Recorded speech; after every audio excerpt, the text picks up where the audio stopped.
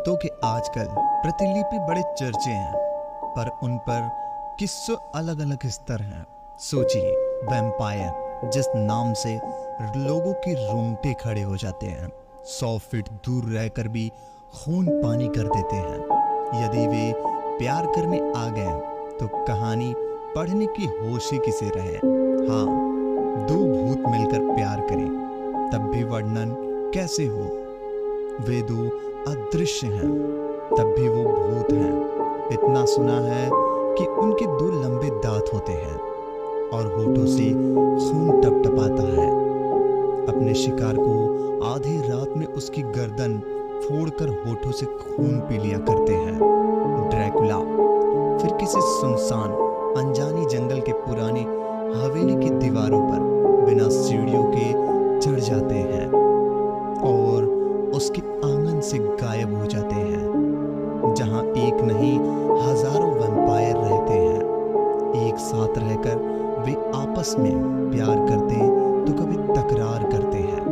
बरसों पहले एक बारात वाले भूत की कहानी पढ़ी थी जो बहुत ही दिलचस्प है। याद आ गई तो सोचा आपको सुना देता हूँ। अधीन भारत के लॉर्ड कनिंग व साइरस के सक्षम पदों पर इंग्लैंड से आए थे। उन्हें भारतीय परंपराओं, यहाँ के रजवाड़ों की इतिहास बहुत उत्सुकता थी। राजस्थान के रजवाड़े जो कभी किसी के दबे नहीं, भले ही कुटिलता और षड्यंत्र की ताकत से उनकी शक्ति क्षीण हो गई, पर उनके आन शान, रहन सहन, पोशाक, परंपराएं सब जीवित थी। लॉर्ड कनिंग के मन में उनका सम्मान करते थे। एक बात राजस्थान के राजवाड़ों से छुपी नहीं रही, इसलिए उदयपुर के तत्कालीन राजा ने उन्हें निमंत्रण दिया। यह लॉर्ड कनिंग के मन की बात थी। शासन प्रबंधन के कुछ कार्य हाथ से लेकर उन्होंने उदयपुर के राजा का आतिथ्य स्वीकार कर लिया। कौन जाने कितनी व्यवस्था की गई थी उनके स्वागत में। पगड़ियां, तरकनिकियां, शाही खान पान, ऊंट घोड़े की सवारी, हथियार और रंगरीले पहनावे, सब कुछ प्रस्थान किया गया। राजा को अपने आन बान दिखाने का अच्छा मौका मिला था। यह युद्ध का मैदान नहीं था जो कुछ न हो रहा था, एक दूसरे की खुशी के लिए ही। इसीलिए लॉर्ड ने जितना कुछ देखा सब प्रशंसा उन्होंने की। इतने के बाद भी और कुछ बहुत देखना बाकी है। उन्होंने यह बात नहीं सोची थी कि वे अकेले नहीं थे। उन्होंने साथ और कोई लोग लाए थे, परंतु लॉर्ड को उन्होंने पसंद के अनुसार महल में ठहराया गया था। महल का वह कमरा सूर्यमय और हवादार था।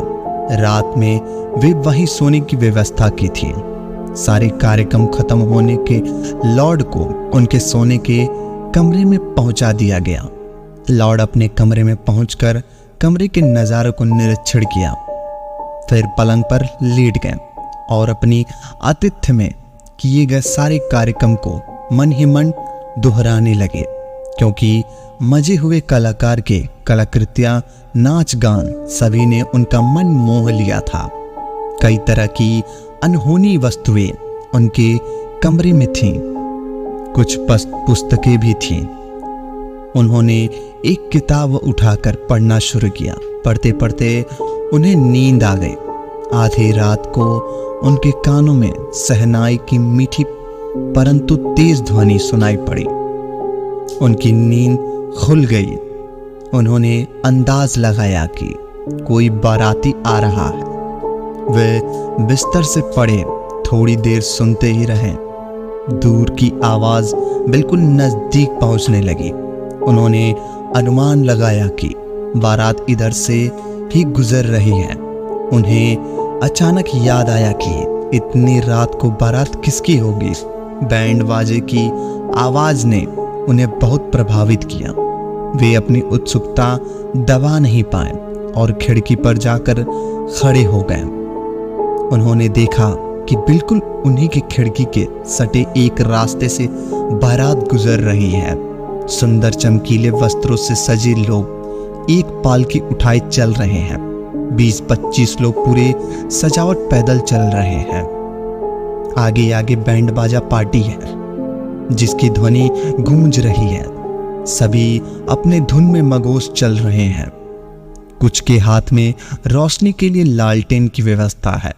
लॉर्ड उसे जाती हुई बारात में दृश्य में पूरी तरह खो गए।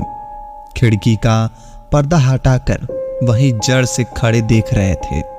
मिनटों में ही बारात उनकी खिड़की के आगे बढ़ गई, पर वह उसे देखते रहे, खड़े रहे।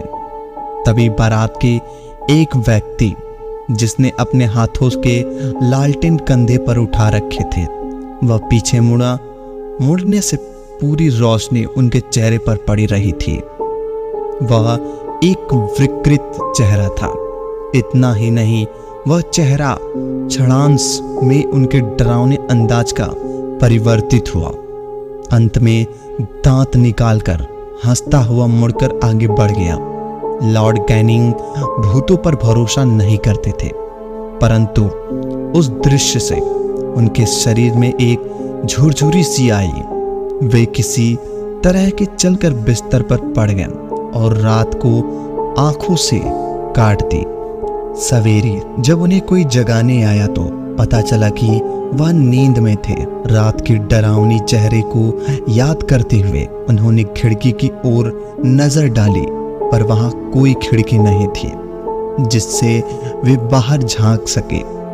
और सड़क का तो वो कोई सवाल ही नहीं था, क्योंकि वह एक राजमहल का अंदर थे। उन्होंने सोचा शायद उनकी उत्सुकता और जिज्ञासा से भूतों को भी प्रेरित किया गया था अपना जलवा दिखाने का, क्योंकि सवेरे सारी कहानी सुनने के बाद राजा ने कहा कि ऐसी कोई घटना पहले नहीं देखी गई। परंतु उस डरावने चेहरे को कभी भूल नहीं पाए। उन्हें हमेशा याद रहा। ऐसे दृश्य से लॉर्ड डरे हुए थे, लेकिन उस भूत को शायद उनसे प्यार हो गया था, क्योंकि वही चेहरा खुली आंखों से जागृत अवस्था में उन्होंने अपने शासनकाल के भारत में कई बार देखा। ऐसा कहा जाता है कि यह भी कहा जाता है कि एक बार इन्हीं महाशय को उसी चेहरा ने बहुत खतरे से बचाया था, परंतु तब वह फ्रांस में थे। वह जिस लिफ्ट में चढ़ रहे थे, उस लिफ्ट में पैर रखने से पहले उन्हें वही चेहरा लिफ्ट के अंदर देखकर, जिसने फिर से पीछे मुड़कर अपना चेहरा दिखा लिया था, दिखाई पड़ा, जिससे उन्होंने अपना कदम पीछे खींच लिया था। वह लिफ्ट आगे बढ़ते ही दुर्घटनाग्रस्त हो गई थी, टूटकर गिर गई थी और उसमें सवार लोग मर गए थे। उस राजस्थानी भूत को लॉर्ड से इतनी मोहब्बत क्यों हो गई थी? सचमुच भूतों की अलग ही दुनिया है जहां वे मर कर भी जाते हैं। तो दोस्तों, आज के लिए बस इतना है। फिर मिलते हैं एक और नई कहानी के साथ। तब तक के लिए धन्यवाद। अगर कहानी पसंद आई हो तो वीडियो को लाइक और चैनल को सब्सक्राइब कर दो, ताकि हमारी आने वाली कहानियां सबसे पहले आप तक पहुंचे। धन्यवाद।